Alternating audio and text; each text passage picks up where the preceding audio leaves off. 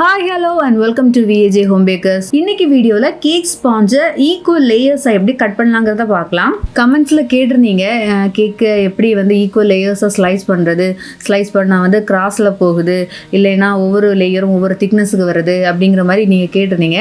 So இந்த video பிகினர்ஸுக்கு ரொம்ப யூஸ்ஃபுல்லாக இருக்கும், அதனால் நான் போஸ்ட் பண்ணலான்னு நினச்சேன். ஸோ வீடியோவை மறக்காமல் லைக் பண்ணுங்கள், கமெண்ட் பண்ணுங்கள். என்னுடைய வீடியோ சேனலை சப்ஸ்கிரைப் பண்ணாமல் பார்த்துட்டு இருக்கீங்கன்னா சப்ஸ்கிரைப் பண்ணி சப்போர்ட் பண்ணுங்கள். வாங்க வீடியோக்குள்ளே போகலாம். ஸோ ஃபஸ்ட்டாக நம்ம கேக்கு ஸ்லைஸ் பண்ணுறதுக்கு யூஸ் பண்ணுற டூல் தான் செரேட்டட் நைஃப். இது மஸ்ட் எல்லாம் கிடையாது. இப்போ நீங்கள் வேறு நைஃப் ஏதாவது வச்சு தான் ஸ்லைஸ் பண்ணுறீங்க அப்படின்னாலும் ஓகே, ப்ராப்ளம் இல்லை. பட் ஓகே, இது தெரிஞ்சுக்கணுங்கிறதுக்காக தான் இந்த டூலை நான் காமிச்சேன். ஸோ இந்த செரேட்டட் நைஃப் பார்த்தீங்கன்னா 2-3 சைஸில் கிடைக்கும், சின்னது பெருசு அந்த மாதிரி இருக்கும். நமக்கு எது கம்ஃபர்டபுளாக இருக்கோ அது வாங்கிக்கலாம். ஸோ நம்ம ஃபர்ஸ்ட்டு இந்த கேக் ஸ்பாஞ்ச் பேக் பண்ணி எடுக்கும்போது அதோட டாப்பில் இந்த மாதிரியே ஒரு ஸ்கின் லேயர் இருக்கும். அதை ஃபர்ஸ்ட்டு ரிமூவ் பண்ணிக்கணும். அதுவும் சைடில் இருக்கிறது எல்லாத்தையும் ரிமூவ் பண்ணி எடுத்துக்கணும்.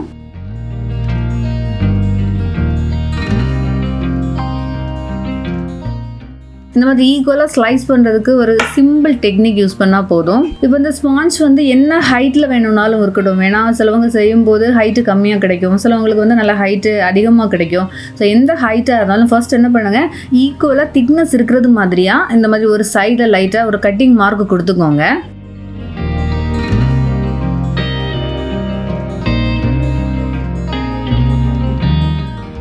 இப்போ பார்த்தீங்களா, இந்த 3 லேயர்ஸுமே ஈக்குவலாக நான் மார்க் பண்ணி கட் பண்ணியிருக்கேன்.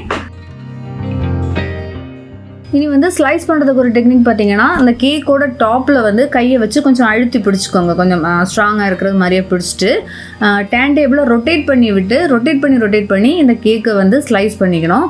அப்படியே பிடிச்சிட்டு ஒரே லெவலுக்கு ஸ்லைஸ் பண்ணக்கூடாது.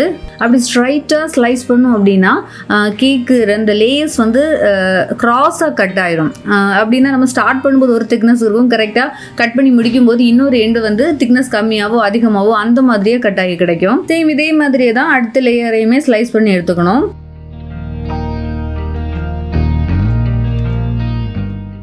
பார்த்தீங்களா, 3 லேயர்ஸுமே ஈக்குவல் திக்னஸுக்கு ஈஸியாக இந்த மெத்தட் ட்ரை பண்ணிங்கன்னா நமக்கு இந்த மாதிரி ஸ்லைஸ் பண்ணி எடுக்க முடியும். ஸோ இந்த மாதிரி பேசிக்ஸ் வீடியோஸ் என்னோட சேனலில் பார்க்கணும் அப்படின்னா நீங்கள் சேனலுக்குள்ளே போயிட்டு பிளேலிஸ்ட்டில் போனீங்கன்னா நான் கேக் பேசிக்ஸ் அப்படிங்கிற கேட்டகரியில் அந்த பேசிக் வீடியோஸ் எல்லாமே நான் தனியாக எடுத்து வச்சுருக்கேன். ஸோ இது மாதிரி டெக்கரேஷன் வீடியோ ஆகட்டும், ரெசிபி வீடியோ ஆகட்டும், எல்லாமே நீங்கள் பிளேலிஸ்ட்டில் போனீங்கன்னா தனித்தனியாக கேட்டகரைஸ் பண்ணி வச்சுருக்கேன். ஸோ உங்களுக்கு வீடியோ சர்ச் பண்ணுறதுக்கு ஈஸியாக இருக்கும். ஸோ இந்த வீடியோ உங்களுக்கு யூஸ்ஃபுல்லாக இருந்திருக்கும்னு நான் நம்புகிறேன்.